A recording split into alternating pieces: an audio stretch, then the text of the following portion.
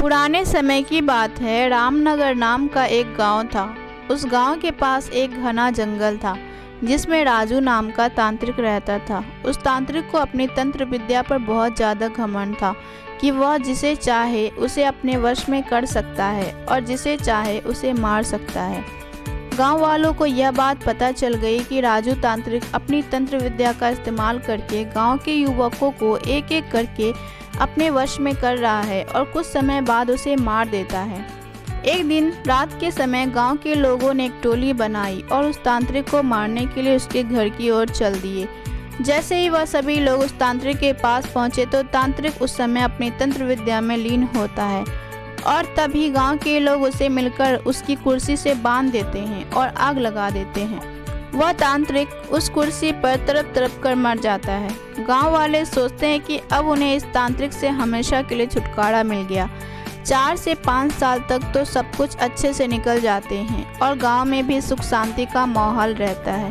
तभी वहां शहर से 4 लड़के आते हैं और वह सोचते हैं कि क्यों न आज रात जंगल में बिताई जाए। लड़के घूमते फिरते उस तांत्रिक के इलाके में पहुंच जाते हैं। वहां वो लोग देखते हैं कि मकड़ी के जाले लगे हुए हैं। गीदड़ वहां भैंसे के मांस खा रहे हैं। उनमें से एक लड़के का पैर उस कुर्सी से टकराता है और वह देखता है कि यह कुर्सी में कुछ अजीब है।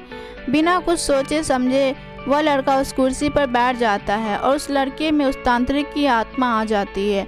आत्मा के आते ही लड़का जोर जोर से चिल्लाता है, अब होगा मेरा इंतकाम पूरा, अब मैं इस गांव को जलाकर नष्ट कर दूंगा।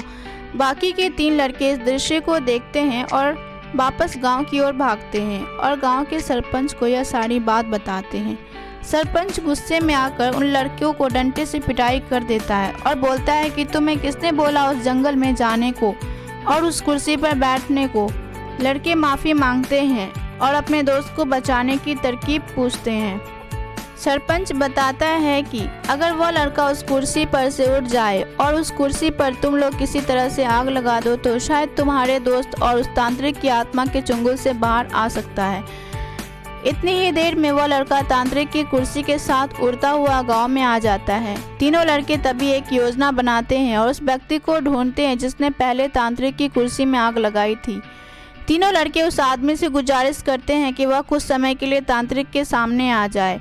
वह आदमी मान जाता है और तांत्रिक के सामने आकर खड़ा हो जाता है। जैसे ही तांत्रिक की आत्मा उस आदमी को देखती है वह कुर्सी से उतर जाती है और मौका मिलते ही तीनों लड़के उस कुर्सी पर मिट्टी का तेल डाल देते हैं और आग लगा देते हैं, जिसमें उनके दोस्त की जान बच जाती है और गांव के लोगों को भी उस तांत्रिक की आत्मा से छुटकारा मिल जाता है।